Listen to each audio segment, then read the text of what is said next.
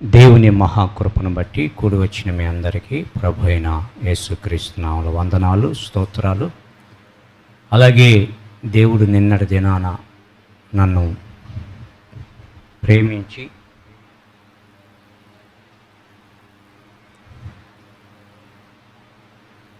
యాభై సంవత్సరాలు ముగించుకొని 51వ సంవత్సరంలో అడుగు పెట్టడానికి దేవుడు నాకు కృప చూపించాడు. అందుని బట్టి దేవునికి నేను కృతజ్ఞుడై ఉన్నాను. మీరందరూ కూడా ప్రార్థన చేసినాడని విశ్వసిస్తున్నా.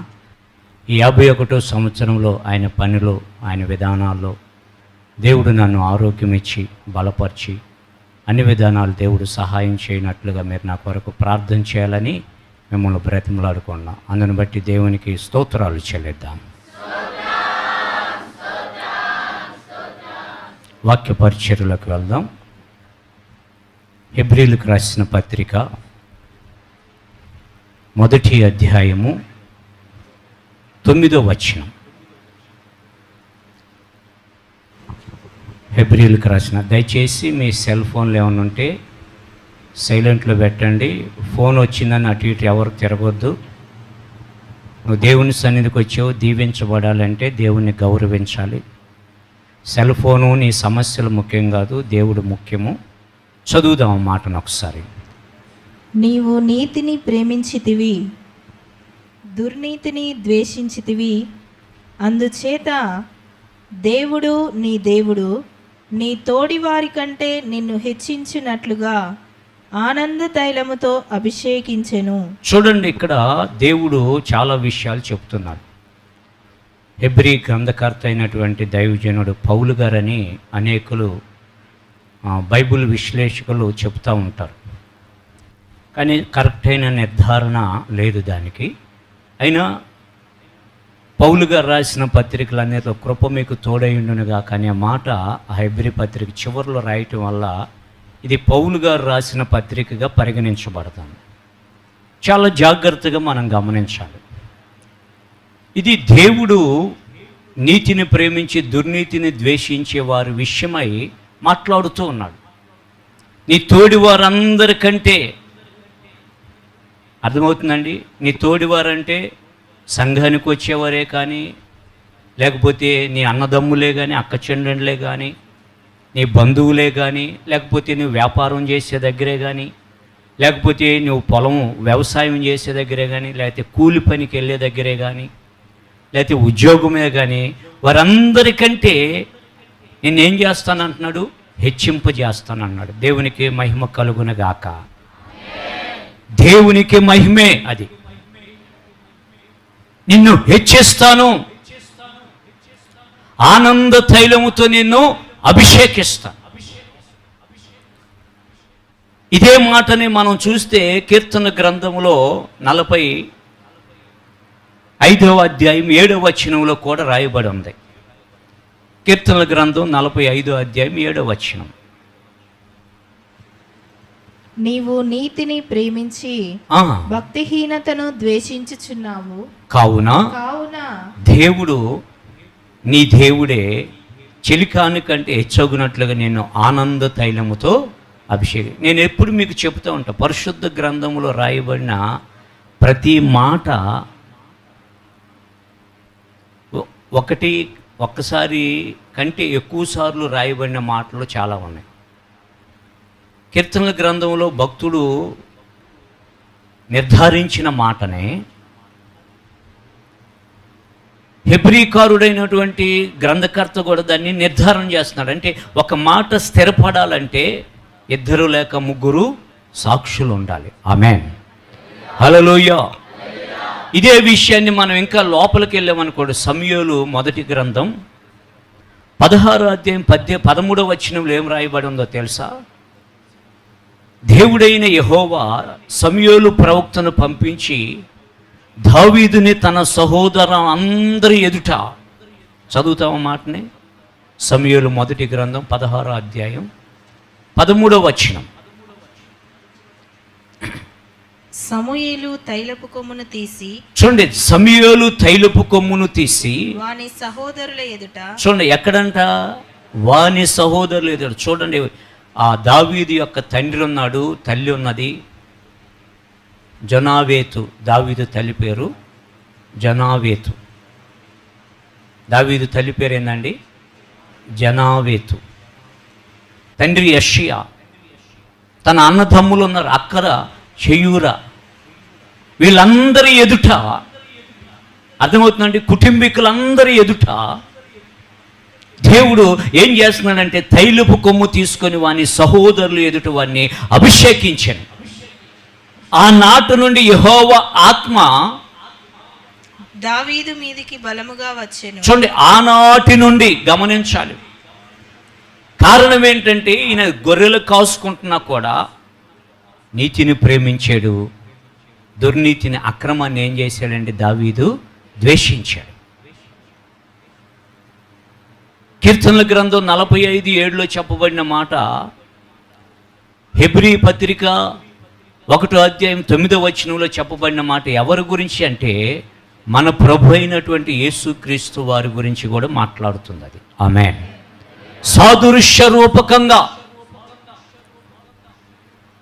చూడండి, ఒక ఇద్దరు వ్యక్తులు ఉన్నారనుకోండి, అక్కడ ఏం చేస్తారు, మూడో వ్యక్తి వస్తే ఈ ఇద్దరు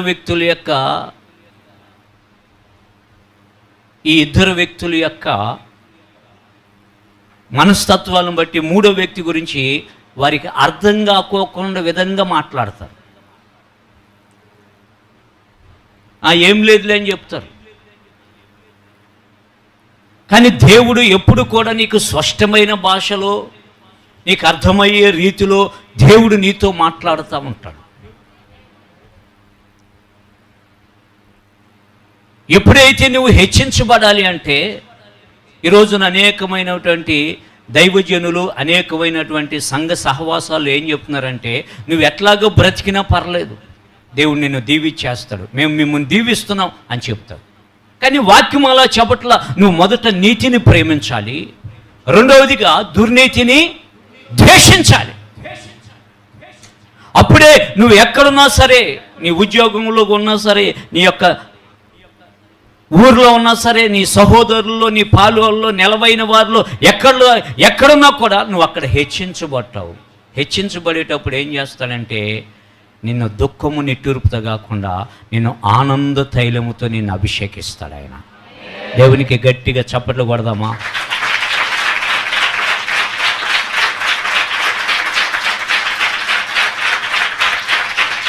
ఆయనకి మహిమ కలగాలని నువ్వు ఆశిస్తున్నావా? నువ్వు హెచ్చించబడటం నీ గొప్పతనాన్ని కాదు, కానీ నీ దేవుడు మహిమపరచబడినట్లుగా నిన్ను హెచ్చిస్తాడు. మనమేంటి, మనం అందరి ముందు గొప్పగా కనబడాలనుకుంటాం. నో, దేవుడు నిన్ను ఆయన మహిమ కొరకు, ఆయన యొక్క ఔన్నత్యం కొరకు, ఆయన యొక్క ప్రభావ మహిమల కొరకు, ఆయన యొక్క తేజో మహిమను నీ ముఖములో ప్రకాశింపజేసి ఆయన నామానికి మహిమ కలగటానికి నిన్ను హెచ్చిస్తాడు. నువ్వేం చేస్తున్నావంటే అదంతా నీ మీద వేసుకుంటున్నావు. ఎన్నాళ్ళ మటుకు నా మహిమను మీరు అవమానపరుస్తారు అంటున్నాడు. దేవుణ్ణి అవమానపరిచి దేవునికి రావాల్సిన ప్రియారిటీని తీసుకున్న ఏ వ్యక్తి అయినా సరే హేరోదు వలె ఆ న్యాయపీఠం మీద నుంచి పడద్రోయబడి పురుగులు బట్టి అక్కడికక్కడికే చచ్చిపోయి పురుగులు బట్టి కంపు కొడతా ఉన్నాం.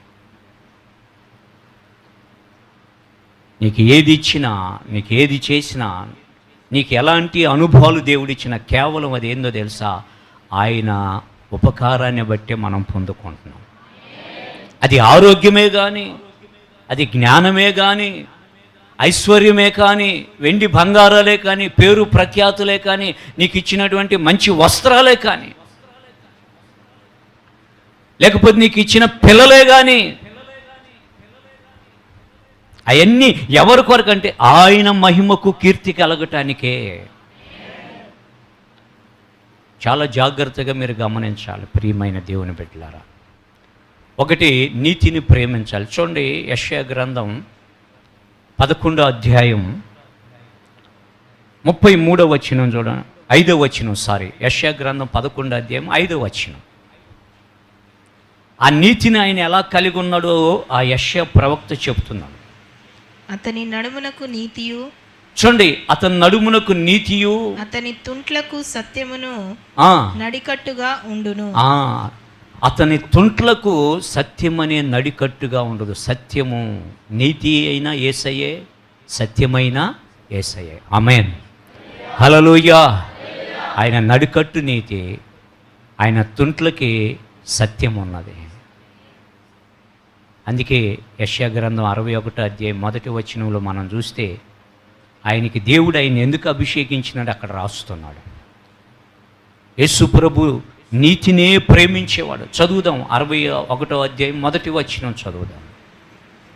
ప్రభువగు యెహోవా ఆత్మ నా మీదికి వచ్చి ఉన్నది. చూస్తున్నారా, ప్రభువగు యెహోవా, నీ మీదకి దేవుని ఆత్మ వస్తే బైబిల్లో రాస్తుంది దేవుడు కృపావరాలు ఎందుకు ఇస్తాడంటే అందరి ప్రయోజనం కొరకు ఇస్తాడంట, స్వార్థం కొరకు ఇవ్వడు దేవుడు.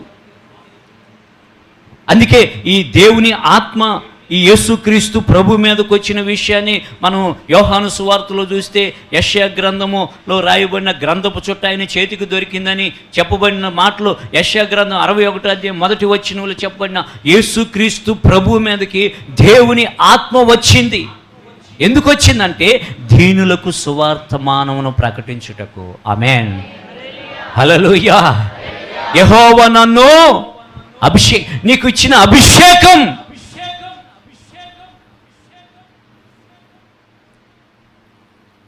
పరిశుద్ధులైన దైవజనులు ఎస్ అన్న గారు, గురువు గారు, దేవరాజు గారు, దైవజనులు సురేష్ పాస్టర్ గారితో చెప్తున్నప్పుడు నేను విన్నా పక్క నుండి.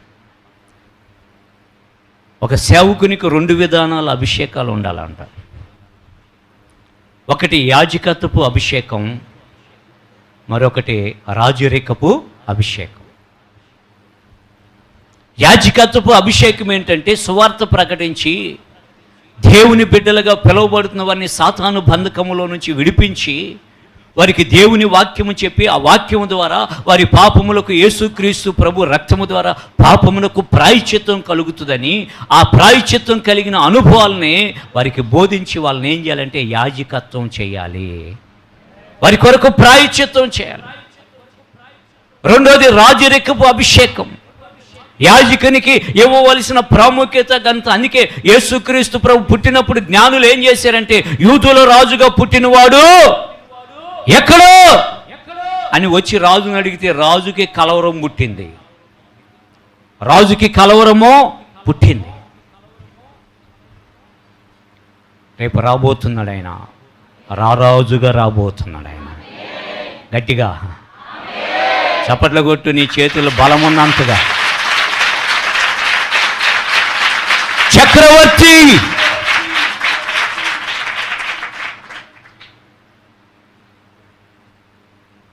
ఇనుప దండముతో ఏలనై ఉన్నటువంటి రారాజు పిలాతు అడుగుతున్నాడు, నువ్వు రాజువో? అవును, నువ్వు అన్నట్లే. ఏది నీ రాజ్యం? నా రాజ్యము ఈ లోక సంబంధమైంది కాదు. మనం పరలోక రాజ్యం కొరకే ఇప్పుడున్న పరిస్థితులన్నిటిని మనం తెగించేసి ప్రత్యేకించుకొని మూర్ఖులకి ఈ తరం వారికి వేరైపోయి మనం ఏం చేస్తున్నాం అంటే ఆయన కొరకు రాజులైన యాజక సమూహంగా ఆయన గుణాతిశయాలను ప్రచురణ చేస్తున్నాము. సువార్త, దీనులకు సువార్త ప్రకటించుటకు ఆయన నన్ను అభిషేకించెను. నలిగిన హృదయము గలవారిని దృఢపరచుటకు. చూసినారు, అందుకే దేవుని సన్నిధికి వచ్చి ఆరాధనకు వచ్చిన అనేకులు నలిగిపోయిన హృదయంతో వచ్చిన వారు వారి జీవితాల్లో ఏం జరుగుతుందంట, దృఢపరచబడతా ఉన్నారు. మీరే చెప్తారు అనేక సార్లు సాక్ష్యం. వాక్యము ద్వారా నేను నా హృదయం కృంగిపోయి నలిగిపోయినట్టుంటే దేవుడు వాక్యము ద్వారా నన్ను బలపరిచాడు. దానికి నువ్వు సాక్ష్యం. ఇది ఒకళ్ళిద్దరు చెప్పినట్టుంది, మిగిలిన వాళ్ళు ఎవరు చెప్తలా. ఆ కాన్ఫిడెన్స్ రావాలి నీకు. నేనేం మీకు డబ్బులు ఇట్లా లేకపోతే మీరు నాకు జై కొట్టమని చెబుతలే. దేవుణ్ణి మహిమపరచండి. అర్థమవుతుందా? అది వేరే విధానాలు అవి. ప్రియమైన దేవుని బిడ్డలారా, మన జీవితంలో చూస్తుంటే చూడండి, యోహాను సువార్త 11 అధ్యాయం 33వ వచనం. యోహాను సువార్త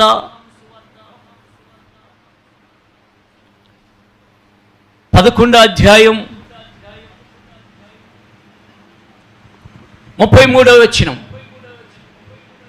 ఆమె ఏడ్చుటయు ఆమెతో కూడా వచ్చిన యూదులు ఏడ్చుటయు యేసు చూచి కలవరపడి, అదిగో కలవరపడి ఆత్మలో మూలుగుచున్నాడు.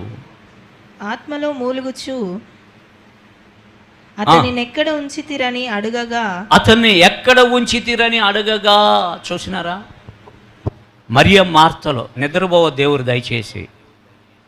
నిద్రపోయారు అనుకోండి, ఎక్కడుండి నేను మాట్లాడితే మంచిది కాదు, వీడియో కూడా వెళ్తుంది బయటికి.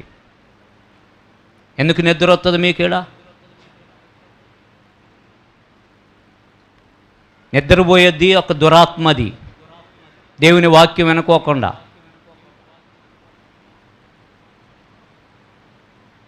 నీ జీవితం ఫలభరితంగా ఉండకోకుండా ఉండటానికి సాతానుగాడు నిద్రమత్తులోకి తీసుకెళ్తున్నాడు నిన్ను.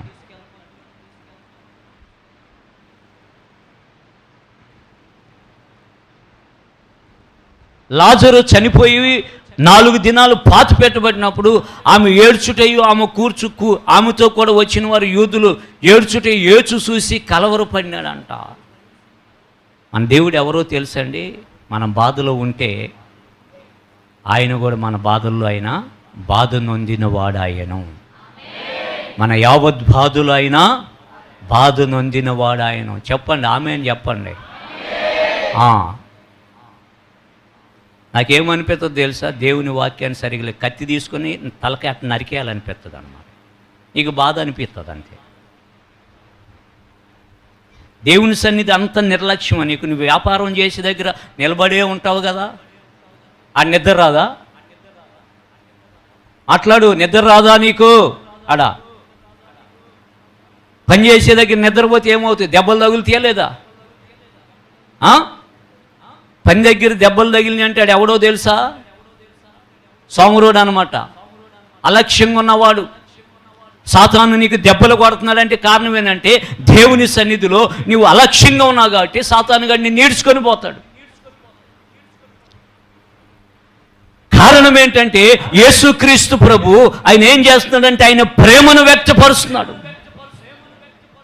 ఈ లాజరు రోగముతో ఉన్నప్పుడే ఆయనకు వర్తమానం పంపితే ఈ రోగం ఎలాంటిదంటే మరణకరమైన రోగము కాదు. మనం కూడా మనకు వచ్చిన బలహీనతలు, కొన్ని అనుభవాలు మనల్ని దేవుని పరిపూర్ణతలోనికి తీసుకువెళ్ళటానికి వచ్చినాయి, కానీ మనల్ని నాశనం అవటానికి వచ్చిన బాధలు, ఇబ్బందులు కాదు. కలవరపడిపోయినాడు. ఎక్కడ పెట్టారు ఆయనే? లాజర్ని. ఆల్రెడీ శిష్యులతో చెప్పాడు, వెళ్దాం రండి, మన స్నేహితుడైనటువంటి సహోదరుడు లాజర్ను మేల్కొలుపు వెళ్దాం రండి అని చెప్పాడు. ఆడికెళ్ళి నిట్టూర్పు విడిచాడు. ఆకాశము వైపు కన్నులెత్తి నిట్టూర్పు విడిచాడు, లాజరు బయటికి రా అనగానే అతడు ఆ కట్టబడినటువంటి వస్త్రాలతో అలాగే వస్తే ఏమంటున్నాడు తెలుసా? యేసుక్రీస్తు ప్రభు ఆయనకున్న కట్లను విప్పండి.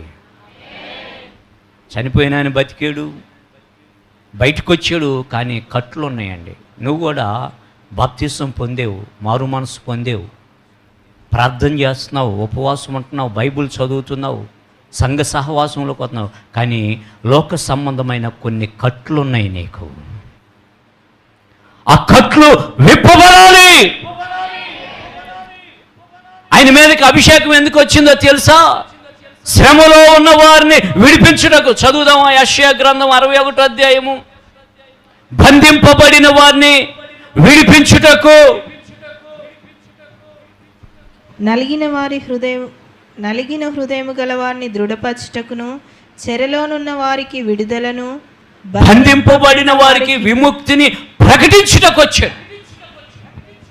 అందుకే యోహాను బాప్తిసం ఇచ్చి యోహాను హేరోదు తన తమ్ముడు భార్య అయిన హేరోదియాను ఉంచుకున్నందుకు యోహాను ఖండిస్తే అతన్ని ఏం చేశాడు? యోహాన్ని చెరసాల్లో వేశారు. చెరసాల్లో వేసినప్పుడు ఏంటంటే నిజమైన మెస్సీ వస్తే మేము బంధించబడితే మమ్మల్ని విడిపించడానికి మెస్సీ రావాలి కదా, ఈయన రాలేదేంది? అందుకే అతని దగ్గరికి పంపించాడు. రాబోయేవాడు నీవేనా? ఇంకొక ఆయన కొరకు మేము ఎదురు చూడాలి. ఆ వచ్చిన వారితో యేసు ప్రభు చెబుతారు, మీరు విన్న వాటిని చూచిన వాటిని వెళ్ళి అతనితో చెప్పండి. ఆమేన్, హల్లెలూయా. చూడండి, కొన్ని సందర్భాల్లో ప్రవక్త అయినా కూడా తన ప్రవక్త యొక్క అనుభవాలు తనకి కనపడవు. విశ్వాసులుగానే ఉన్నాం. ఎన్నిటి పరిస్థితులు వచ్చినా కూడా మనలో కొంత దేవుని మహిమ కొరకు జరగవలసిన కార్యాల కొరకు మన సహోదరులు ఎదుట మనం హెచ్చించబడినట్లుగా. యోసేపుని మనకు ఉదాహరణ తీసుకుందాం. ఎవరినండి? యోసేపుని కలలుగా అన్నాడు. తల్లిదండ్రులు కూడా ఒకప్పుడు చాలామంది మర్చిపోతారు. తల్లిదండ్రులు, యాకోబు కూడా కలల భావం తెలిసిన వాడే.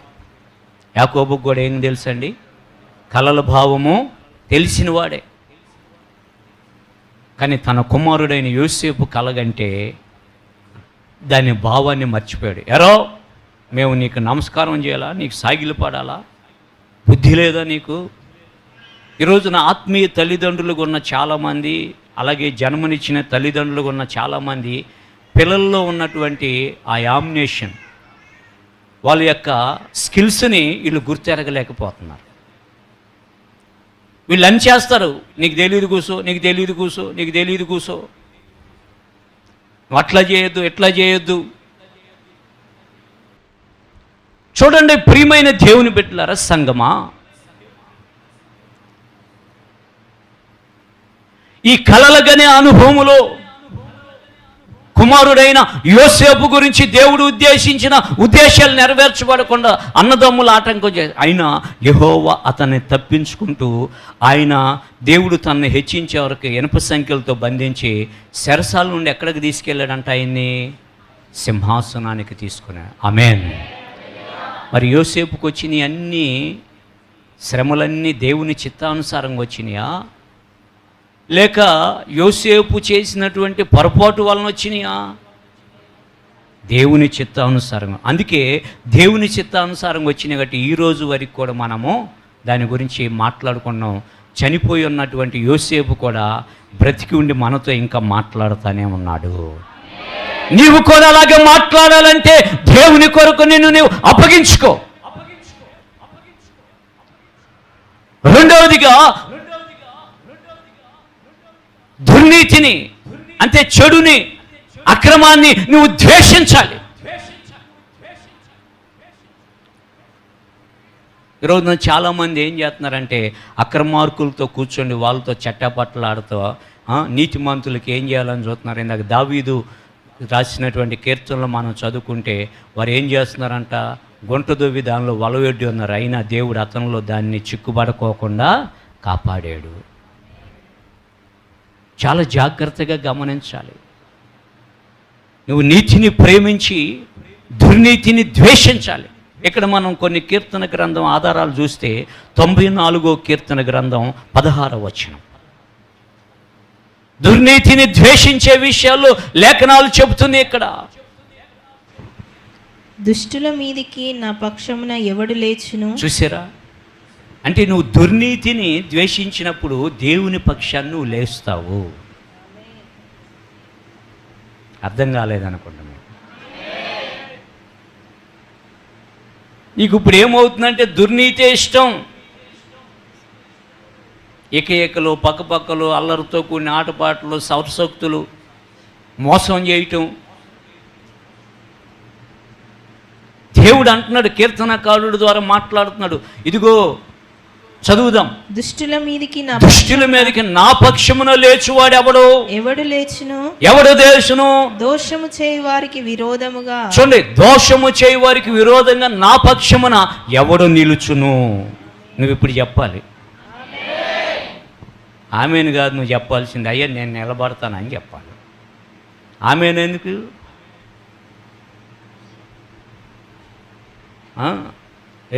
ఎవరున్నారు అనుకున్నావు వాడి పక్షాన?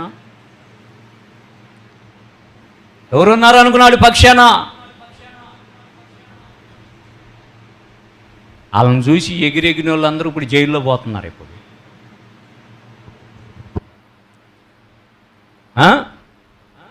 పిల్లలు తలకాయ ఎత్తుకోలేక బంధువుల మధ్యలో.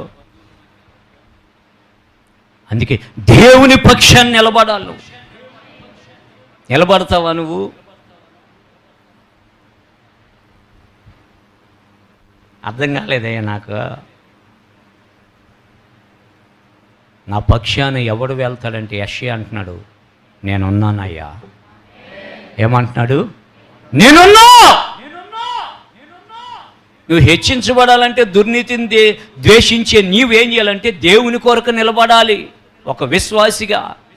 దానియేలు ఆ చెరసాలో సింహాల బోన్లో వెళ్ళకముందు దేవుని పక్షాన్ని నిలబడితే వాళ్ళందరూ లెక్కలు చూస్తే దానియేలు ఎక్కడ కూడా పొరపాటు చేయలేదంటండి. దానియేలు ఎక్కడ కూడా ఏం చేయలేదంట, అన్ని విషయంలో ఎలాగున్నాడంట దానియేలు? యథార్థవంతుడై ఉన్నాడంట. మనం ఏ లెక్కలు రాస్తాం? అడ్జస్ట్ అయిపోయి తారుమారు చేస్తాం. లెక్కలన్నీ తారుమారు చేస్తాం, మాటలన్నీ తారుమారు చేస్తాం.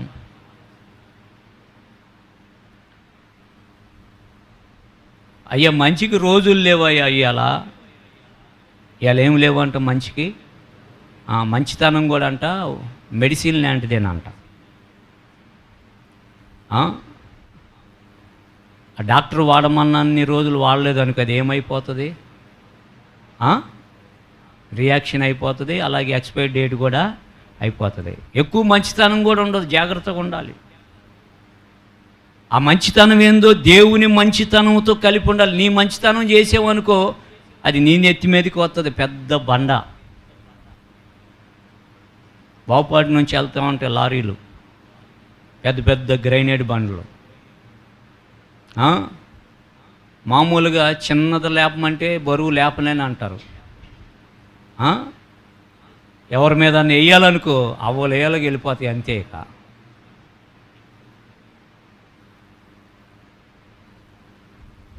నోట్లో నుండి వేసే బండలు అయ్యి, కత్తి కంటే బాధ కలిగించేయి. తమ్ముడా సైలెంట్లో పెట్టి ఫోన్, నువ్వు కొత్తగా వచ్చి ఉండొచ్చు. ప్రియమైన దేవుని బిడ్డలారా సంగమా, ఇక్కడ కీర్తనల గ్రంథం 97:10 కూడా మనం చూద్దాం. 97:10 యెహోవాను ప్రేమించు వారులారా, చూడండి, యెహోవాను ప్రేమించు వారులారా చెడుతనమును అసహ్యించుకొనుడి. నువ్వు దేవుణ్ణి ప్రేమించావనుకో ఏం చేస్తావు? నువ్వు చెడుతనాన్ని, ఒకవేళ ప్రేమించలేదనుకో చెడుతనాన్ని ఏం చేస్తావు? నువ్వు హత్తుకుంటావు, కౌగిలించుకుంటావు, ముద్దాడుతావు, అవసరమైతే దాన్ని సంకెక్కుతావు.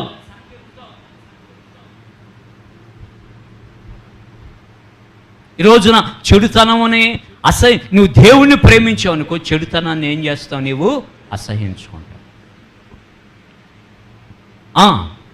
తన భక్తుల ప్రాణములను ఆయన కాపాడుచున్నాడు.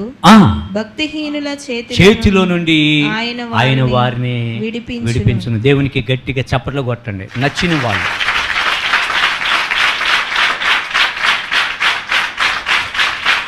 స్తోత్రాలు చెల్లిద్దాం. భక్తిహీనుల చేతిలో నుండి ఆయన వారిని విడిపిస్తాడు. అసహించుకొని తన భక్తుల ప్రాణమును ఆయన కాపాడుచున్నాడు. నేను ఉపవాసం ఉన్నా, నేను దశంభాగం ఎత్తున్నా, చర్చికి పోతున్నా, పాటలు పాడుతున్నా, ప్రార్థన చేసుకుంటున్నా, అందుకు కాదు కాపాడేది. నువ్వు ఆయన ప్రేమించావు కాబట్టి, చెడుతనాన్ని అసహించుకుంటున్నావు కాబట్టి నీ ప్రాణాన్ని ఆయన ఏం చేస్తున్నాడండి? కాపాడుతూ వస్తున్నాడు. ఇంకా కొన్ని మాటలు చూస్తే ఇక్కడ మనం సామెతల గ్రంథం 8:13 కూడా అక్కడ రాయబడి ఉంటుంది. ద్వేషించే విషయాన్ని, భక్తిహీనతను ద్వేషించే విషయాన్ని. యెహోవాయందు భయభక్తులు కలిగి ఉండుట. చూడండి, యెహోవాయందు భయభక్తులను కలిగి ఉన్నావంటే చెడుతనమును నీలో కనబడే మంచి గుణలక్షణం ఏంటంటే చెడుతనాన్ని అసహించుకోవడం. అంతేక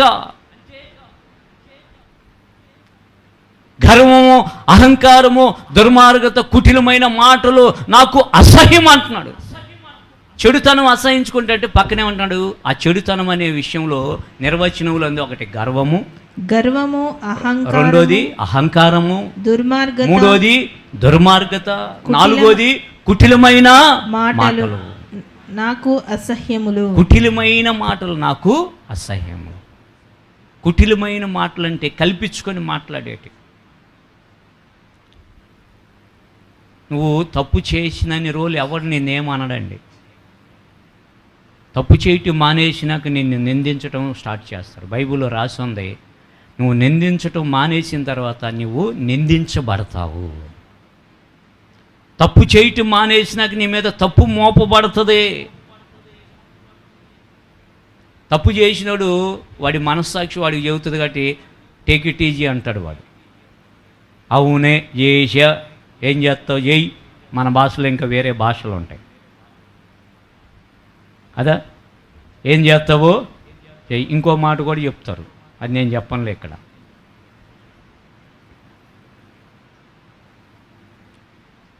నువ్వు ఎప్పుడైతే తప్పు చేయలేదో ఆ మాట సాతానుగాడు ఎదుటి వాళ్ళ నుండి అంటా ఉంటే అప్పుడు నీకు బాధ కలుగుతుంది. అప్పుడు ఏం చేయాలి తెలుసా?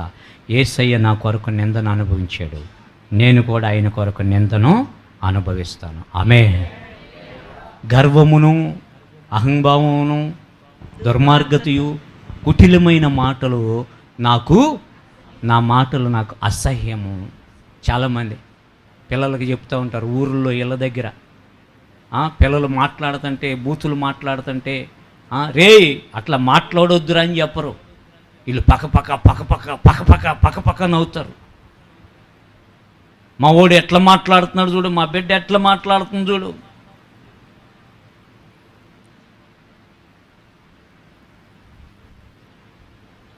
కుటిలమైన మాటలండి.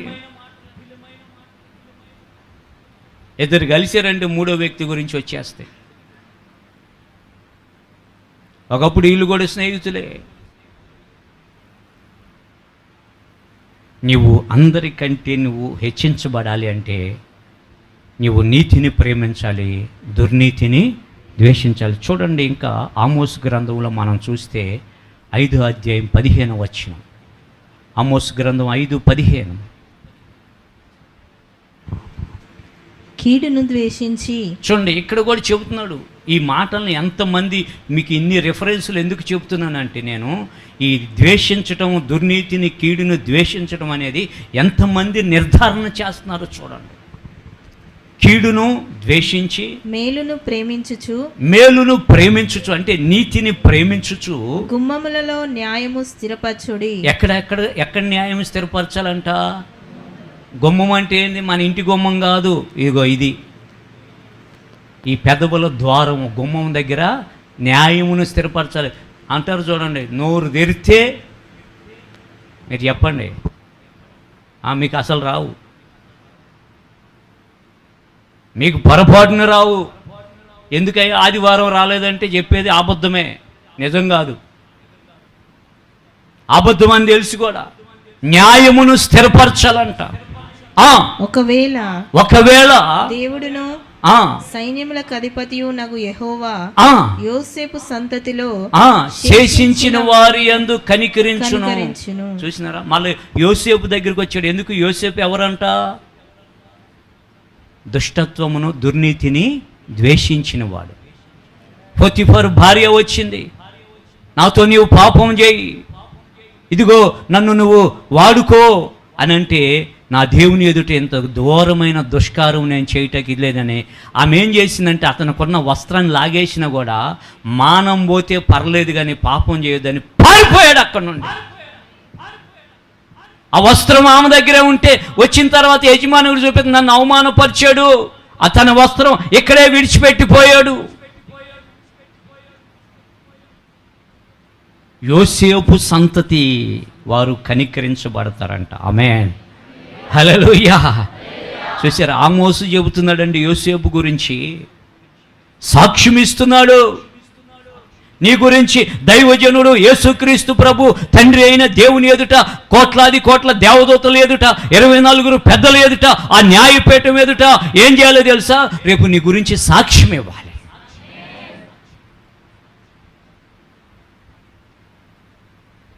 ఏ సాక్ష్యమో తెలుసా? నువ్వు దుర్నీతిని ద్వేషించిన వ్యక్తిగా, నీతిని ప్రేమించిన వ్యక్తిగా సాక్ష్యం ఇవ్వాలి. అప్పుడు అందరి ఎదుట మనం హెచ్చించబడతాం.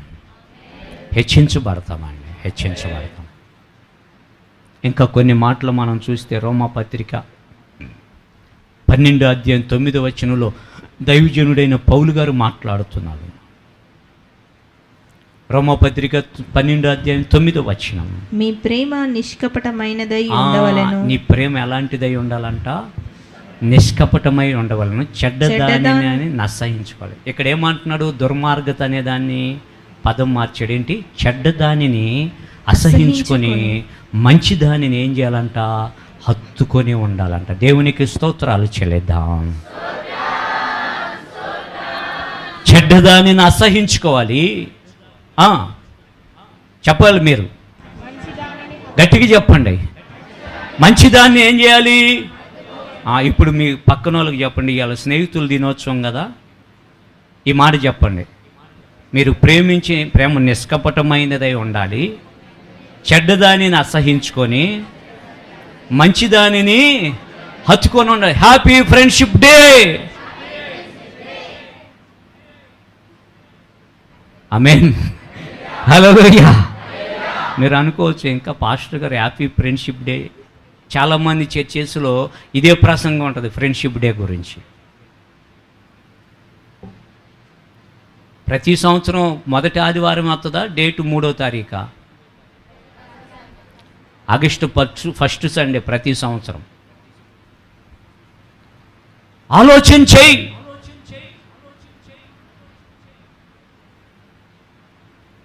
మదర్ తెరీసా కూడా ఆగస్టు నెలలోనే పుట్టింది. ఇంకా చెప్తూనే ఉన్నారు, అక్కడి నుంచి చేయి చూపిస్తున్నారు హ్యాపీ ఫ్రెండ్షిప్ డే. అంతే ఉండాలి బంధాలు. చెడ్డదాన్ని అసహించుకోవాలి, మంచిదాన్ని ఏం చేయాలి?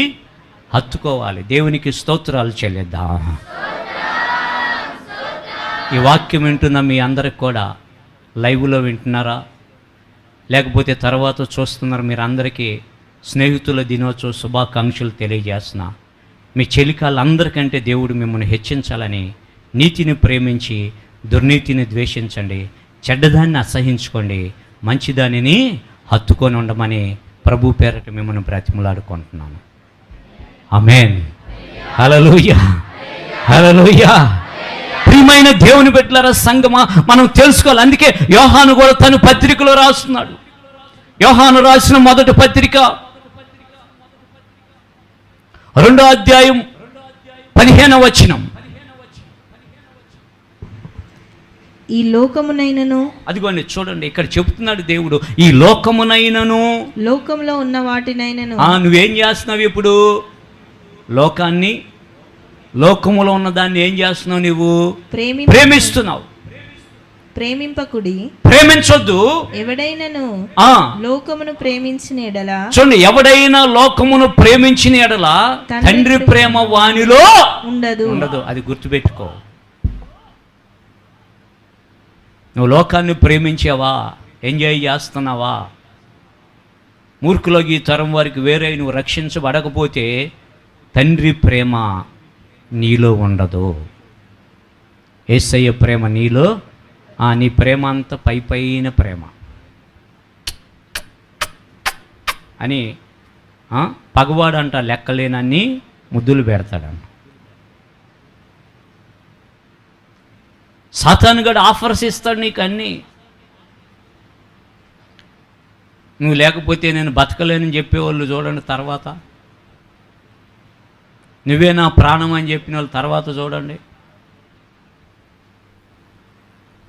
లోకములో ఉన్న ప్రేమ నిష్ప్రయోజనమైనది. ఏందో తెలుసా? అది ప్రతిఫలాన్ని ఆశించి ప్రేమించేది. కానీ తండ్రి ప్రేమ ఏంటో తెలుసా?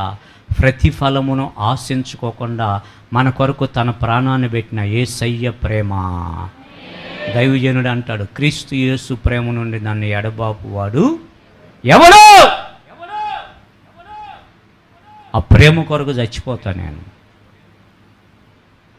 నువ్వు క్రైస్తవుడిగా అలాంటి అనుభవంలోకి వస్తే దేవుడిని నువ్వు గణపరుస్తున్నావు కాబట్టి నిన్నేం చేస్తాడైనా? నిన్నేం చేస్తాడైనా? గణపరుస్తాడు. నన్ను గణపరిచిన వానిని నేను గణపరుస్తా. ప్రతి స్థలములో నువ్వు దేవుని గణపరచు. ఇవన్నీ చెప్పుకోకుండా నేను దీవించేస్తున్నా, టచ్ నీ మీదకి దీవెనలు వచ్చేస్తే అని చెప్తున్నారు. ఇవన్నీ ఏంటో తెలుసా? నీతి విరోధ సంబంధమైన బోధ. అక్కడికి బరిగెడతా ఉంటారు, చాలామంది బరిగెడతా ఉంటారు. ఎంతసేపు వాక్యం ఉండదు, ఈ పాటికి అయిపోతుంది కూడా. ఎంతసేపు కూర్చోలేరు. భలేగా అయ్యింది, భలేగా ఉందని చెప్తారు. ఎక్కువసేపు కూర్చోలేరు అక్కడ.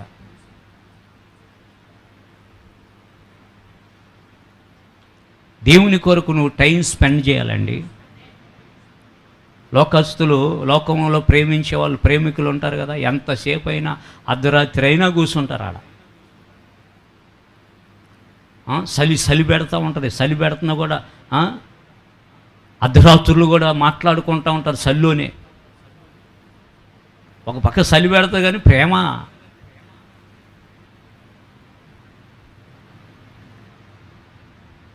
అట్లాంటిది అలవాటు నాకు లేదు కాబట్టి నాకు తెలియదు, కానీ అలవాటు ఉన్న వాళ్ళకి బాగా తెలుసు. ఈ లోపల ఎవరో ఒకళ్ళు కంటపడతారు. వాళ్ళు కంటపడ్డారని ఏం చేస్తారు? వీళ్ళు వాళ్ళని బెదిరిస్తారు, సత్తామని చెప్పని. ఎవరికైనా చెబితే అప్పుడు తెలుసుకున్నాక తెలుస్తుంది ఇక. అందుకే మీరు ఏం చేయాలి సహోదరులారా? ముందే సూజ్ చేసుకునేటప్పుడు జాగ్రత్తగా సూజ్ చేసుకోండి. అమ్మా, సూజ్ చేసుకునేటప్పుడు జాగ్రత్తగా సూజ్ చేసుకో. ఆ మధ్య పెళ్లి జరిగిందంట, 60 సంవత్సరాలు అయిందంట. షష్ఠి పూర్తి చేసేటప్పుడు మనవాళ్ళు వచ్చారంట. మనవాళ్ళు మైక్ ఇచ్చి, తాతగారు మీరు అమ్మమ్మ నానమ్మ మీరు ఎప్పుడు గొడవాడుకున్నట్టు తెలీదు, మీ రహస్యం ఏంటని చెప్పమన్నాడంట. చెప్పమంటే అది పాశ్చాత్య దేశం, ఇంగ్లాండ్. చెప్తే ఆ ఇంగ్లాండ్లో మ్యారేజ్ అయినాకంట భార్యని గుర్రపు సారీ చేపిస్తారంట. భార్యాభర్తలు ఇద్దరిని ఏం చేస్తారు? గుర్రపు సారీ చేపిస్తారంట. చెరోకు గుర్రం ఎక్కించారంట. ఏం చేశారంట? చెరోకు గుర్రం ఎక్కితే ఈ భర్త యొక్క గుర్రం నెమ్మదిగా టక్ టక్ టక్ టక్ అని వెళ్తూ ఉందంట. ఈ భార్య ఎక్కిన గుర్రం ఏం చేసిందంటే ఆ గుర్రం ఏమైనా పడేసిందంట ఒకసారి. మళ్ళా లేచి ఒకటోసారి అందంట. ఏమందంట? ఒకటోసారి అందంట భార్య. మళ్ళీ కొంత దూరం వెళ్ళి టక్ టక్ టక్ టక్ టక్ అంటే మళ్ళీ పడేసిందంట గుర్రం. రెండోసారి అందంట. మళ్ళా లేచిందంట. మళ్ళీ టక్ టక్ టక్ టక్ అని కొంత దూరం పోతే మళ్ళీ పడేసిందంట. మూడోసారి అందంట. మళ్ళీ మూడోసారి కూడా లేచి ఎక్కిందంట. కొంచెం దూరం పోగానే టక్ టక్ టక్ టక్ అని మళ్ళీ పడేస్తే నాలుగోసారి అనలేదంట. ఆమె హ్యాండ్ బ్యాగ్లో నుంచి తుపాకు తీసి టష్ అని కాల్చేసిందంట. ఎవరిని? గుర్రాన్ని. అది చూసాడంట ఆయన. మంచిగానే ఉన్నాం మనవడా, ఏంటి మంచిగానే ఉన్నాం మనవడా, మళ్ళీ దీన్ని వేరే అనుకోకండి మీరు, జాగ్రత్త. దీనికి ఇంకొకటి చెప్తా నేను. మంచిగానే ఉన్నాం మన. ఒకరోజు గొడవ అయింది మా ఇద్దరికి. ఆ గొడవ అయినప్పుడు 5 నిమిషాలు బాగా అరిచేసిన నేను, బీపీ ఎక్కిపోయి. అరిచేసిన తర్వాత ఒకటోసారి అందంటే ఇక ఎవరు? ఏమనే గుర్రాన్ని గాలి చేసిన ఆమెనే. ఇక ఆయన అన్నాడంట, ఇక మళ్ళీ రెండోసారి లెక్క పెట్టని లేదు నాయన మనవడా, అందుకని ఇన్ని రోజులు నేను మౌనంగా ఉన్నా కాబట్టి ఇట్లా ఉంది. దైవజనులు పెద్ద ఆయన యేసన్న గారు ఒక మాట చెప్పేవాడు ఆయన ప్రసంగంలో. పాత రోజుల్లో లారీ డ్రైవర్లు దూరం వెళ్ళి 15-20 రోజులకు వచ్చేవాళ్ళు. అట్లాగే వచ్చాడంట. వచ్చినాక ఏం చేయాలేమా? మంచిగా నీళ్ళు పెట్టి స్నానం చేసి, వేడి నీళ్ళు పెట్టి స్నానం చేసినాక అన్నం వండి, ఆయనకి ఇష్టమైన కూర ఏదో వండి పెట్టి అడిగితే ఆయన మంచిగా ఉండదు. రాగానే చదువుతుందంట మిరియాల నోట్లో వేసుకొని. అట్లా పోయాడు ఎట్లా పోయాడు. మన వాళ్ళు మాట్లాడతారు, నల్ల మొక్కపోడు, అట్లాంటోడు ఇట్లాంటోడు, అది ఇది, తిరిగి వచ్చాడు, ఎట్లా పోయొచ్చాడు, అట్లా పోయొచ్చాడు, ఇవన్నీ అంటుంది. అందుకే పనికి పోయి వచ్చిన వాళ్ళ దగ్గర ఈ చదవకండి మీరు. పనికి పోయి వచ్చిన వాళ్ళ దగ్గర చెప్పండి చదవద్దు. వాళ్ళ కోసం రెడీగా ఏం చేయాలనేది జ్ఞానముతో ఉండండి. ఈ మొత్తం మీద ఇది ఉంటే మీరు ఊర్లో కోళ్ళు పెంచుకుంటారు కదా, అప్పుడప్పుడు 2 కోళ్ళు కొట్లాడుకోవయ్యి, ఈ మెడ దగ్గర జుట్టు ఎట్లా అయ్యి అవి ఇట్లా ఎగిరి ఇట్లా మాట్లాడుకుంటాయి.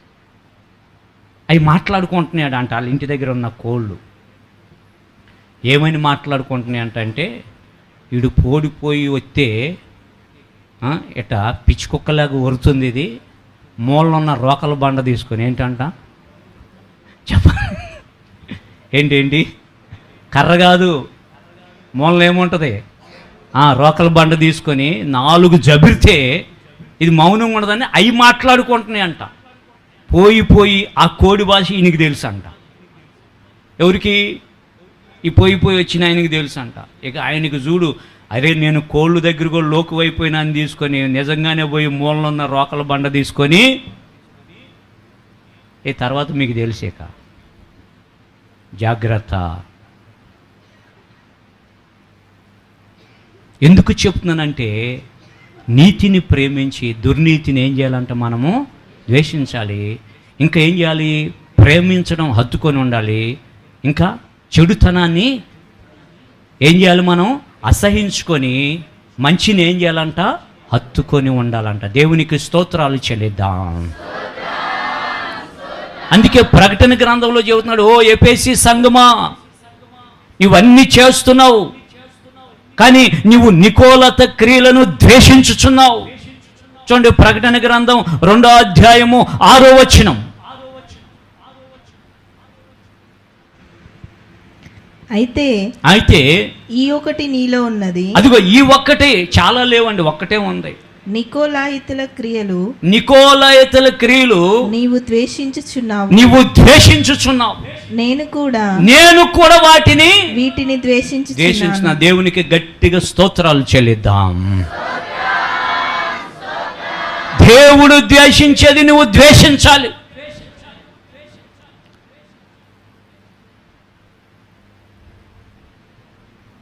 కాలేబు కుమారుడైనటువంటి ఫినిహాసు దేవుడు వారవలేని దాన్ని అతను వారవలేకుండా అక్కడే ప్రాయశ్చిత్తం చేశాడు. అందరూ ప్రేమించేదాన్ని నువ్వు ప్రేమించమాకండి. గుర్తుపెట్టుకోండి, లోకపరంగా 10 మంది పోయేది బాట అంటారు, గుర్తుపెట్టుకోండి. కానీ ఆధ్యాత్మికంగా 2 పోయేదే బాట. ఆమేన్. ఒకటి నువ్వు, నీతో పాటు ఇంకొకరు ఎవరు? దేవుడు. అయితే దేవుడు నువ్వు నడిచేదే సరైన మార్గం. నీవు ఆత్మచేత నడిపించబడాలి. ఆత్మచేత ఎందరైతే నడిపించబడతారో వారందరూ దేవుని కుమారులని పిలువబడతారు. అందుకే ఈ ఎఫెసీ సంఘములో ఒకటి ఉంది, మొదటి ప్రేమ విడిచారు. అయినా ఇంకొకటి ఏంటో తెలుసా? నీలో ఒకటి ఉంది, నికోలత క్రియలను నువ్వు ద్వేషిస్తున్నావు. ఈ నికోలేతులు ఎవరో తెలుసా? అవిశ్వాసులుగా కొంతమంది ఉంటారు. ఆదివారం బాధలు వచ్చేనేమో దేవుడు అంటారు, మిగిలిన రోజుల్లో లోకములో ఉన్నట్టు అవి చేస్తారు, ఇవి చేస్తారు. ప్రార్థనే తాయిత్తులే. జాతకాలు, వర్జ్యాలు, మూఢనమ్మకాలు, మూఢ ఆచారాలు, దిట్టు తీయడం. ప్రార్థనకు వచ్చేవాళ్ళు వీళ్ళు. ఇంకో భయంకరమైన విధానం ఏం తెలుసా? ఇప్పుడు ప్రార్థన నూనె చేసానే దేవుడు అయిపోతున్నాడు. దేవుడు లేడేక. అది ఒక మీకు ఆప్షన్, ఫస్ట్ ఎయిడ్ లాంటిది అనమాట. ఏంటండి? ఫస్ట్ ఎయిడ్ లాంటిది. నువ్వు దేవుని మీద ఆధారపడాలి. ఆమేన్, హల్లెలూయా. దేవుని మీద ఆధారపడాలి.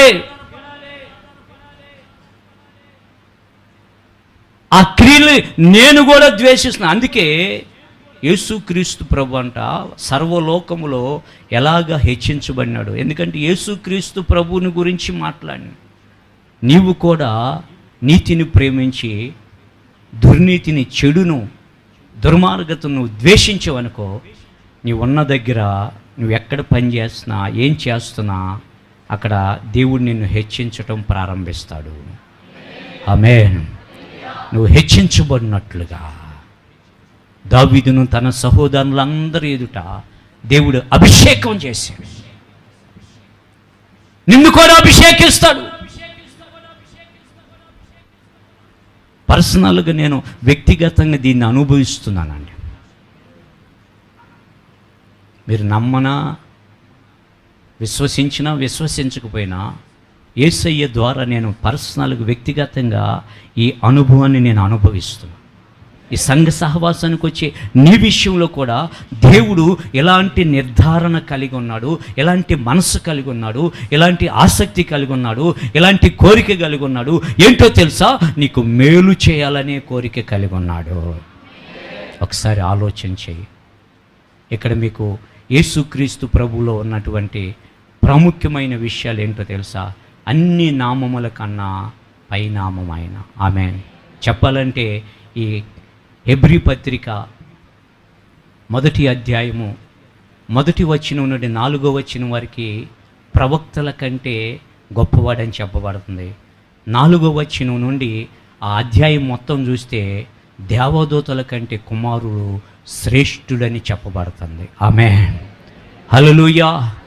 చూడండి, మీరు ఎంతమంది మీకు నమ్మకమైన పనివారు ఉన్నా ఆ నమ్మకమైన పరివారులో ఒక్కళ్ళే ప్రాముఖ్యత. నీ కుమారుడు ఉన్నాడు అనుకోండి, నీ కుమారుడికి ప్రియారిటీ ఇస్తారా?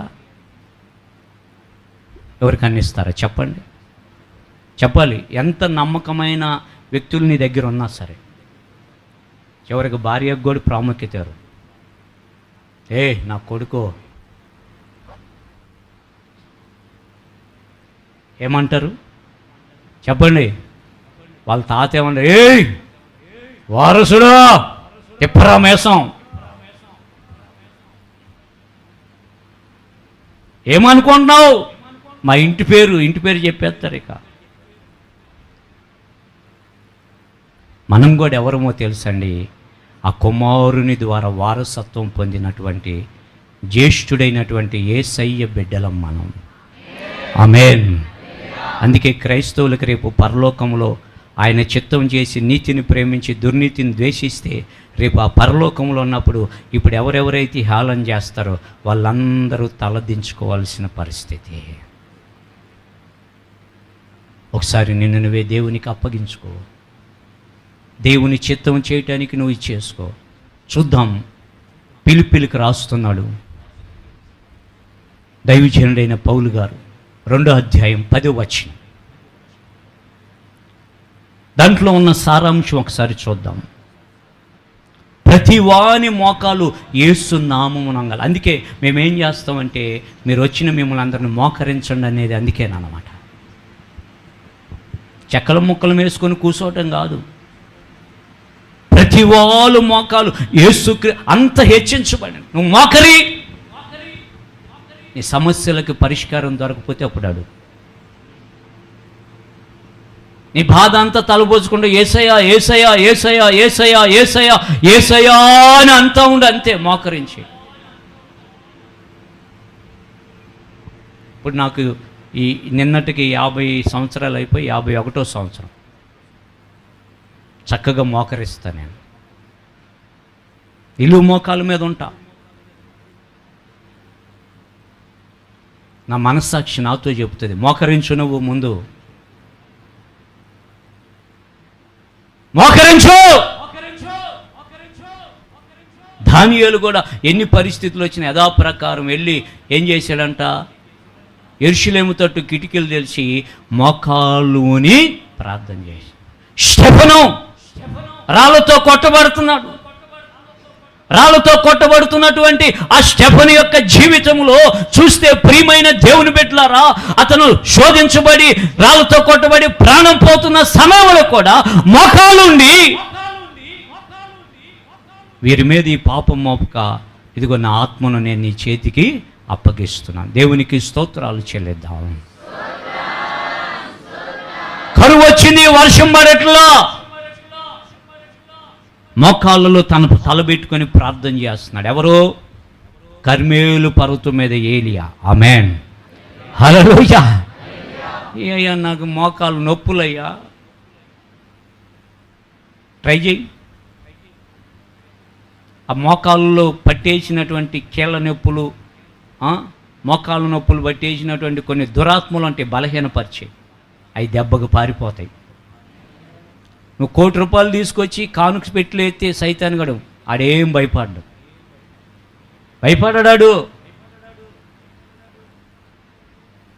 యేసయ్యా అంట నువ్వు మోకాల మీదకు రా. వాడు మీరు ఎప్పుడన్నా చూసారా? అప్పుడప్పుడు మనం ఊర్లోకి వెళ్ళేటప్పుడు, వీధుల్లోకి వెళ్ళినప్పుడు కొన్ని కుక్కలు అంటూ ఉంటాయి. మనం భయపడినాం అనుకో, అదేం చేస్తుంది? ఇంకా బెదిరిస్తాయి. మనం దాన్ని అన్నాం అనుకోండి, అదేం చేస్తుంది? ఒక్కోసారి పారిపోయి అంత దూరం వెళ్ళి తోక 2 కాళ్ళు సందుని పెట్టుకొని అని చూస్తూ ఉంటుంది.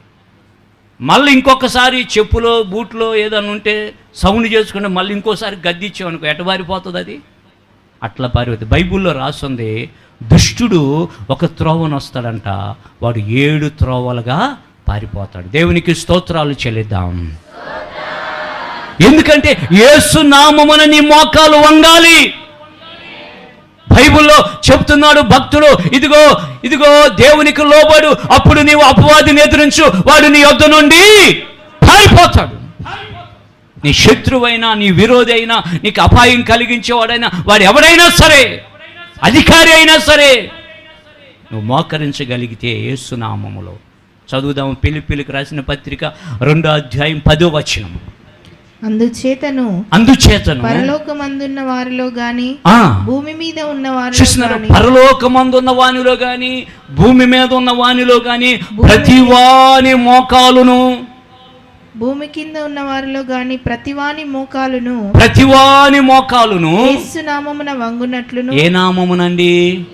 యేసయ్య నామములో. యేసయ్యా అని నువ్వు వంగు, నీ సమస్యకి పరిష్కారం వచ్చేస్తుంది.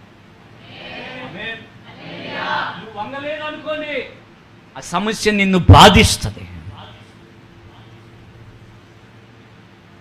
తెలుసా నీకు ఆ సంగతి?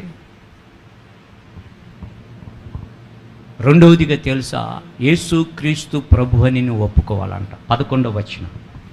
ప్రతివాని నాలుకయు తండ్రి అయిన దేవుని మహిమార్థమై యేసు క్రీస్తు ప్రభు అని.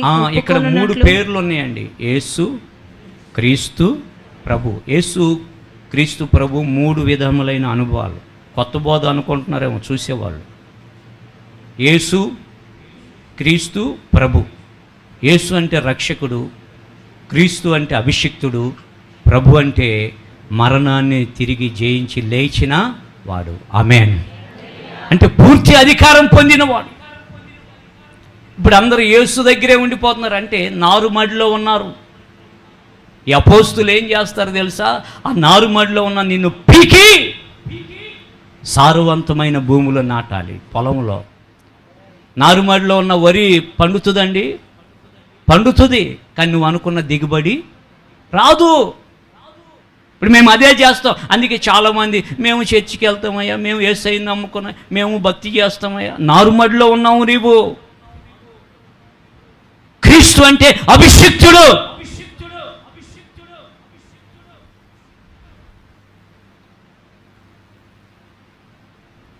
ఆ మధ్య నేను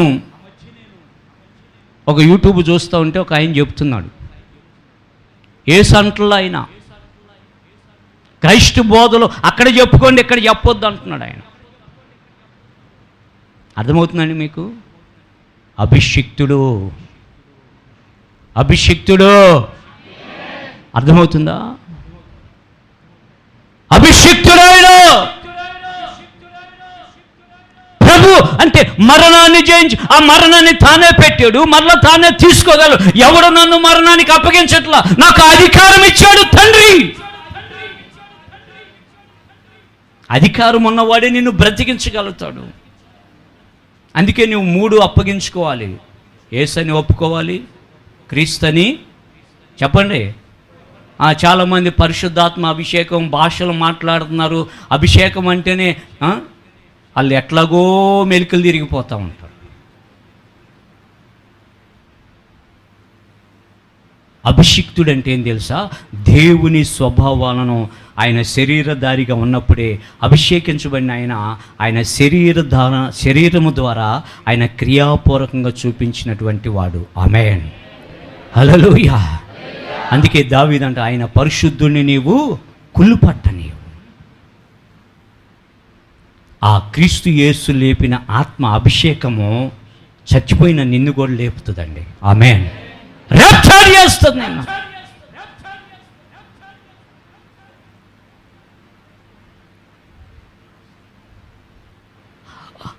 యేసు క్రీస్తు ప్రభుని నువ్వు ప్రతి నాలుక ఒప్పుకోవాలి.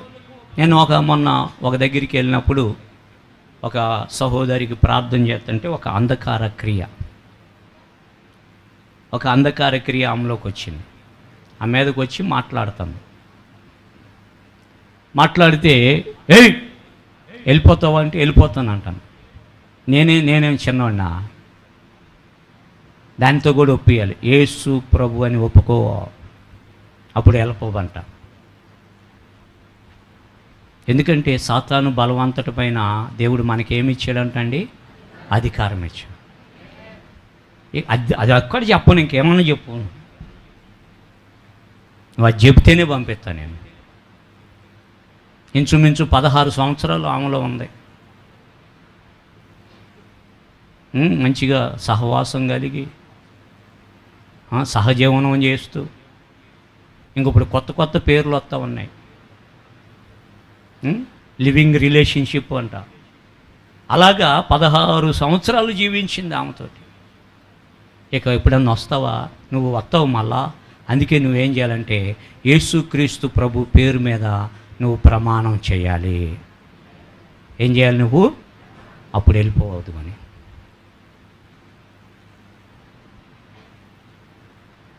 విడిచిపెట్టి వెళ్ళిపోయిందండి. అది ఇట్లాంటి సాక్ష్యాలు చాలా చెప్పొచ్చు. చెబితే నా చర్చి నిండిపోతుంది. దేవుడు తన కార్యాలు తను చేసుకుంటూ వెళ్ళిపోతాడు. అందుకు మీరు సాక్షులు, ఇక్కడున్న సంఘ బిడ్డల సాక్ష్యం. మూడవదిగా మనం చూస్తే ప్రియమైన దేవుని బిడ్డలారా, చూడండి, మూడవదిగా మనం చూస్తే ప్రతి నామమునకు పైనామం అంట. దేవుడు సర్వలోకములో ప్రతి నామానికి పైనామం. దేవతలు అనబడిన వారు ఉన్నారు, దేవుళ్ళని పిలువబడిన వారు ఉన్నారు, మహాత్ములు అనబడిన వారు ఉన్నారు. కానీ వారందరికంటే పైవాడు ఎవరో తెలుసా? యేసుక్రీస్తు ప్రభువు. దాంట్లోనే చెప్తున్నాడు చూడండి ఒకసారి, ఫిలిప్పీయులకు రాసిన పత్రిక. ప్రతి నామము 8-9 వచనాలు. అది కాదు, అది చదువు, అది కూడా కరెక్టే చదువు. అదేమని చెప్పుచున్నది? వాక్యము నీ యొద్దను నీ నోటను నీ హృదయంలోనూ ఉన్నది. అది మేము ప్రకటించు విశ్వాస వాక్యమే. అదేమనగా యేసు ప్రభువని నీ నోటితో ఒప్పుకొని దేవుడు మృతులలో నుండి ఆయనను లేపెనని నీ హృదయమందు విశ్వసించిన ఎడల రక్షింపబడుదువు. ఏలయనగా నీతి కలుగునట్టు మనుష్యుడు హృదయంలో విశ్వసించును, రక్షణ కలుగునట్లు నోటితో ఒప్పుకొనును.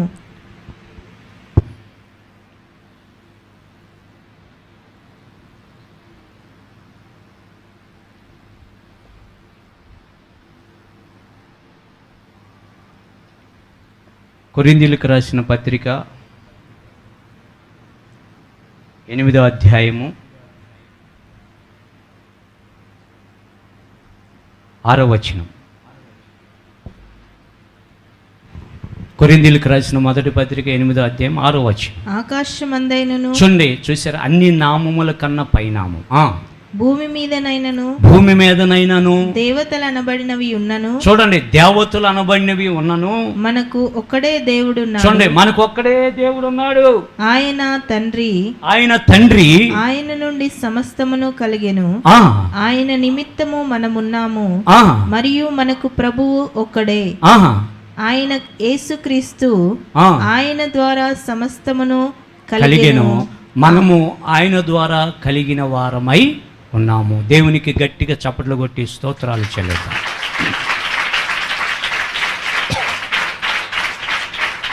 ఒక్కడే దేవుడు,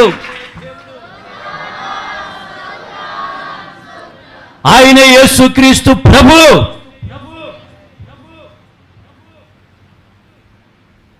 నువ్వు తెలుసుకోవాలి ఈ బోధ.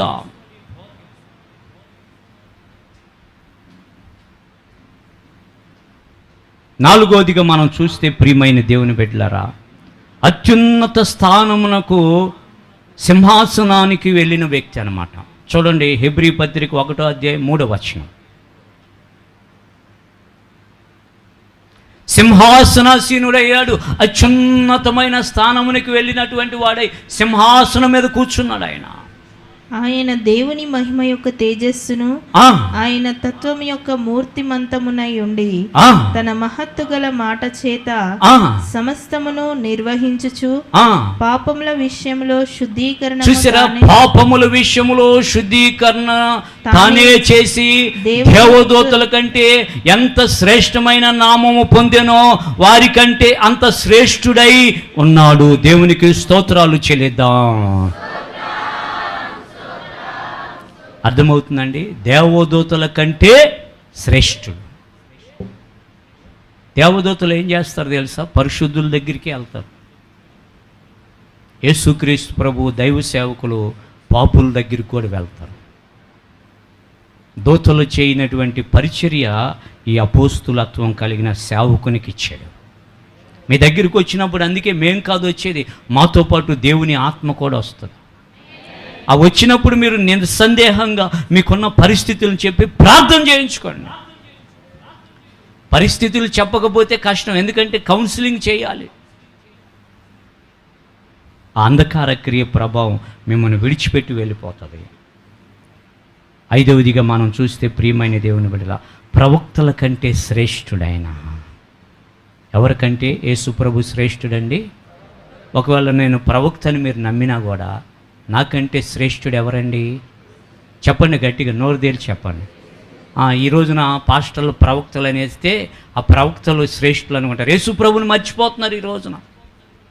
నాకు సహోదరి ప్రార్థన చేయమని చెప్పింది. ఆ సహోదరి ఇంటికంటే ఎవరు వచ్చారంట, వాళ్ళు ఏదేదో చెప్పేస్తున్నారంట అన్నీ. అయ్యగారు మీకేం కనపడలేదా అంటారు.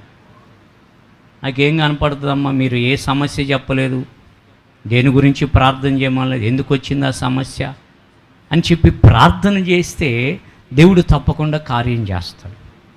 చూపించటం ముఖ్యమా, కార్యం చేయటం ముఖ్యమా? మాట్లాడాలి. ప్రవక్త వచ్చి చెప్పే కన్నా దేవుడు వచ్చి కార్యం చేయటం ముఖ్యమా, ప్రవక్త రావటం ముఖ్యమా? చెప్పాలి. ప్రవక్తల కంటే శ్రేష్ఠుడు. 4వ వచనం, హెబ్రీ పత్రిక 1వ అధ్యాయం 4వ వచనం. దేవదూతల కంటే ఎంత శ్రేష్టమైన నామము పొందెనో వారి కంటే అంత శ్రేష్ఠుడై ఉన్నత లోకమందు మహామహుడకు దేవుని కుడిపార్శ్వమున కూర్చుండెను. మహామహుడకు దేవునికి. ఈ ప్రవక్తలందరూ కూడా పాత నిబంధనలో 24 పెద్దలు కూడా, ఈ 24 పెద్దలు కూడా ఎక్కడుంటారు తెలుసా? ఎవరునూ సమీపింపరాని తేజస్సు యొక్క అవుట్ ఆఫ్ స్టేషన్లో ఉంటారు. ఆ ప్రభావం దాటిన తర్వాతనే ఉంటారు. ఒక్కడే యేసుక్రీస్తు ప్రభువే తండ్రి యొక్క కుడిపార్శ్వమున కూర్చోగలుగుతాడు. రేపు క్రొత్త నిబంధన సంఘము యేసుక్రీస్తు ప్రభు ద్వారా యేసుక్రీస్తులో తండ్రిలో ఆయనకిచ్చిన సింహాసనంలో జయించిన మనం కూడా కూర్చొని ఉంటాము. ఈ నిరీక్షణ కలిగితే గట్టిగా చెప్పండి. నువ్వు నమ్మితే చెప్పు. అంటే ప్రవక్తల కంటే శ్రేష్ఠుడు. ఇర్మియా, యెషయా, ఇంకా ఆమోసు, దానియేలు, ఇంకా చాలామంది ప్రవక్తలు ఉన్నటువంటి ప్రవక్తుల యొక్క మేక, ఈ ప్రవక్తుల కంటే, ఏలియా కంటే కూడా ఆయన ఎవరంట? గొప్పవాడు. తండ్రి కుడిపార్శ్వమందు ఆ మహిమలో కూర్చున్నాడు. క్రొత్త నిబంధన సంఘము అయిన నీవు నేను కూడా ఆ మహిమలో కూర్చున్న యేసు ప్రభుతో కలిసి అక్కడ ఉంటామండి. చివరిగా 6వదిగా మనం చూస్తే హెబ్రీ పత్రిక 1వ అధ్యాయము 3వ వచనం నుండి మీరు ఇంటికి వెళ్ళిన 9వ వచనం వారు చూస్తే దేవదూతల కంటే శ్రేష్ఠుడు అని మనం చదువుకున్నాం. అందుకే అంటున్నాడు, ఈ యేసు ప్రభుని నీవు నీతిని ప్రేమించి దుర్నీతిని ద్వేషించావు కాబట్టి నీ చెలికాల కంటే నిన్ను హెచ్చగునట్లు ఆనంద తైలముతో నేను నిన్ను అభిషేకిస్తాను. ఈ అనుభవాలను కలిగి ఉంటే, యేసు ప్రభువులో ఉన్న ఈ 6 అనుభవాలను కలిగి ఉంటే నీ జీవితంలో యేసు ప్రభు నిన్ను హెచ్చించటం ప్రారంభిస్తాడు. నువ్వు చేయవలసినవి ఏంటో తెలుసా? నీతిని ప్రేమించాలి, దుర్నీతిని మీరు చెప్పాలి, మొత్తం చెప్పండి. అప్పుడే నువ్వు హెచ్చించబడతావు. ఇవన్నీ నీ దగ్గర పెట్టేసుకొని దేవుడా నన్ను దీవించు దీవించు అంటే ఏమవుతుందో తెలుసు. ఇప్పుడు మనమే ఇంట్లోకి రూమ్లోకి వెళ్ళి లోపల గడిపెట్టుకొని తలుపుది అమ్మ మమ్మీ తలుపుది. చిన్నపిల్లలు ఇప్పుడు ఏం చేస్తారు, ఆడుకుంటూ పోయి తలుపు పెడతారు. వాడికి టీయటం రాదు, వేయటం వచ్చు కానీ తీయటము రాదు. తలుపు కొడుతూ ఉంటాడు, ఏడుస్తూ ఉంటాడు, కేకలేస్తూ ఉంటాడు, అరుస్తూ ఉంటాడు. మనోళ్ళు కొంతమంది ప్రబుద్ధులు ఉంటారు, మహాజ్ఞానం కలిగిన. లోపల గడిపెట్టిన దేవునికి ఏమన్నా ఇదా తీసేయచ్చు కదా, అట్ట తలుపులో నుండి చేయబెట్టి తీసేయచ్చు కదా. లేరా ప్రబుద్ధులు అట్లాంటి వాళ్ళు, మహాజ్ఞానులు వాళ్ళు. నేను మాత్రం అవినీతి చేస్తా, నీతిని చేయను, దుర్నీతిని ద్వేషించను, కానీ దేవుడు అంట నన్ను ఆశ్రయించాలి, తలుపులు తీయాలి. బైబిల్లో రాస్తుంది, అబద్ధ ప్రవక్తలు వచ్చి చెబుతాడంట విసర్జించిన వాడిని. చూడండి ఇర్మియా గ్రంథం 26వ అధ్యాయం 23వ అధ్యాయం 16-17 వచ్చిన. ఈ లైవ్ వీడియో చూసేవాళ్ళు గుర్తుపెట్టుకోండి. సైన్యములకు అధిపతియగు యెహోవా ఇలాగు సెలవిచ్చుచున్నాడు, మీకు ప్రవచనములు ప్రకటించు ప్రవక్తల మాటలను ఆలకింపుడి, వారు మిమ్మును భ్రమపెట్టు. ఆలకింపకుడి, వారు మిమ్మును భ్రమపెట్టుదురు, వారు నన్ను తృణీకరించి. చూసారా, లోపల గడిపెట్టుకున్నాడు, నీతిని చేయట్లా, ప్రేమించట్లేదు, దుర్నీతిని ద్వేషించట్లా, అలాంటి గడిపెట్టుకున్నాడు. ఈ ప్రవక్తలు ఏం చెబుతారంటే వచ్చి, వారు నన్ను తృణీకరించు వారితో మీకు క్షేమం కలుగుతుంది. నేను ప్రార్థన చేస్తున్నా, దేవుడు నాకు వరాలు ఇచ్చేసాడు. టచ్. యేసు ప్రభు ఎక్కడ టచ్ అనలేదండి. ఇది కొత్తగా మనుషులు పెట్టుకున్నారు. ఆయన ముట్టాడంట. దేవుణ్ణి తృణీకరించిన వారికి నీకు క్షేమం కలుగుతుందని యెహోవా సెలవిస్తున్నాడని ఒకడు తన హృదయ మూర్ఖత చొప్పున నడవగా వానితో నీకు కీడు రాదని చెప్పు. యెహోవా ఆజ్ఞను బట్టి మాట్లాడక తమకు తోచిన దర్శనాన్ని బట్టి పలుకుతారంట. ఈ వచనాలు రౌండ్ అప్ చేసుకోండి. మీరు లోపల గడి పెట్టుకొని నువ్వు చివరికి ఏం చేయాలి? అయ్యేం టేకు తలుపులు, మనసు రాదు పగలబడటానికి, అంత డబ్బులు పెట్టి కొన్నాం.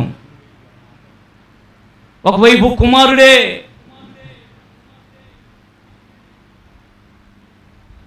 నువ్వు దీవించబడాలంటే నీతిని ప్రేమించు, దుర్నీతిని చెప్పాలి, మీరు చెప్పాలి.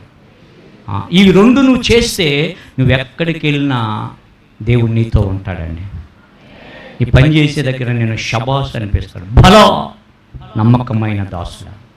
కొంచెం ఇంట్లో నమ్మకం ఉన్నది కదా, అప్పుడు నువ్వేమవుతావు తెలుసా? 10 మందికి టీం లీడర్ అయిపోతావు, మేనేజర్ అయిపోతావు, లేకపోతే CEO అవుతావు. ఇంకా ఇంకా దేవుళ్ళలో నువ్వు నడుస్తా ఉంటే నువ్వే చైర్మన్ కావచ్చు. ఆమేన్, హల్లెలూయా. దేవుడు కొత్త ఆలోచన ఇచ్చి నీకు ఒక కొత్త ఆలోచన ద్వారా నిన్ను నడిపించవచ్చు. నా ప్రియమైన దేవుని బిడ్డలారా, సంగమా, ఈ మాటలను నీ హృదయం అనే పలకలో రాసుకొని నీ మనసులో ఎప్పుడు తలపోసుకుంటా ఉండు. ఆయన నిన్ను అభిషేకించడు, తప్పకుండా నిన్ను ఆయన నడిపిస్తాడు. అట్టి కృప, అట్టి ధన్యత ప్రభు నీకు దయచేయునుగాక. ఆమేన్.